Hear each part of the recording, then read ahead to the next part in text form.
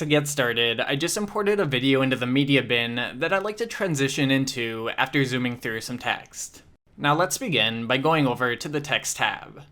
Select Basic from the side menu, then find Simple Text, and drag it onto your timeline.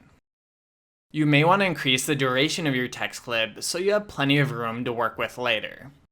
Next, let's double-click our text in the preview to edit it, and then type it out.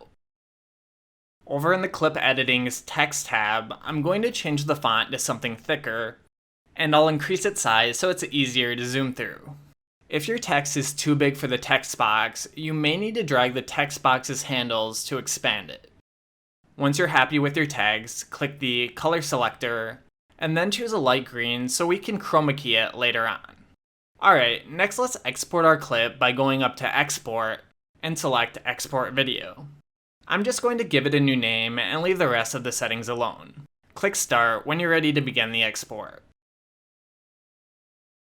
Once it's finished exporting, use the Ctrl-O keyboard shortcut to open up the Media File dialog box. Find and select your video file, and then click Open. Okay, since we now have a video version of our text, we no longer need our original text, so let's delete that from the timeline. Over in the media bin, double-click your video you'd like to transition to add it to your timeline, and double-click your green text video to add that as well. Drag your text video up onto the track above your main video on the timeline. Then make sure your text video is selected on the timeline and go over to More Tools. Select Chroma Key from the side menu, which will turn your cursor into a dropper. Use a dropper to select your text's green color from the preview. Alright, now we can see our video through our text, so next, let's go over to Zoom and Pan. Find the Zoom In effect and drag it onto your text video on the timeline. Okay, Movavi already did most of the work for us, but we'll need to zoom in more. Double-click the second keyframe to see this inner rectangle that shows where we're zooming into.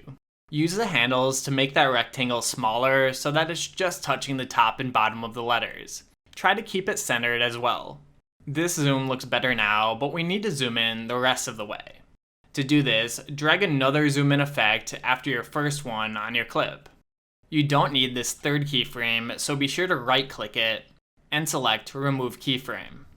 Now double-click the last keyframe to see where it's zooming into.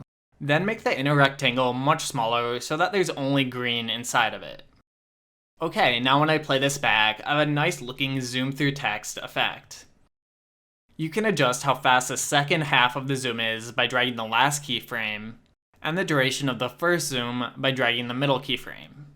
The reason we do 2 zooms instead of 1 is because it would take a long time to zoom into a tiny part of text, so we need the second half of the zoom to be much faster than the first half. Alright, and that's it for this tutorial. Be sure to check out the link in the description for an exclusive discount on Movavi Video Editor Plus. Thanks for watching and see you next time.